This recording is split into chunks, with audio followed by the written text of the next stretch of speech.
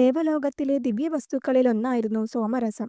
അതിന്റെ സംരക്ഷണം ഗന്ധർവനായ വിശ്വവസിനിയായിരുന്നു ദേവന്മാർ ഏൽപ്പിച്ചിരുന്നത്. എന്നാൽ അതിന്റെ ദിവ്യത്വത്തിൽ പ്രഭാവിതനായ ഗന്ധർവൻ അത് ഇന്ദ്രലോകത്തു നിന്നും മോഷ്ടിച്ച് ഗന്ധർവലോകത്തേക്ക് കൊണ്ടുപോയി.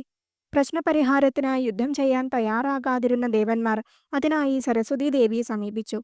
സമർത്ഥമായ ഒരു പദ്ധതിയുമായി ദേവി ഗന്ധർവലോകത്തെത്തി. അവിടെ ഒരു ഉദ്യാനത്തിൽ ഇരുന്നു കൊണ്ട് തന്റെ വീണയിൽ അതിമനോഹരമായ ഗാനം മീട്ടാൻ തുടങ്ങി. ഇതിൽ ആകൃഷ്ടരായ ഗന്ധർവന്മാർ ദേവിയുടെ ചുറ്റും കൂടി. ഇത് മനസ്സിലാക്കിയ സരസ്വതീ ദേവി ഒരു ചെറു പുഞ്ചിരിയോടെ പൊടുന്നനെ വീണ വായിക്കുന്നത് നിർത്തി. നിരാശരായ ഗന്ധർവന്മാർ തുടർന്നും വായിക്കുവാനും തങ്ങളെ സംഗീതവിദ്യ അഭ്യസിപ്പിക്കുവാനുമായി ദേവിയോട് അഭ്യർത്ഥിച്ചു.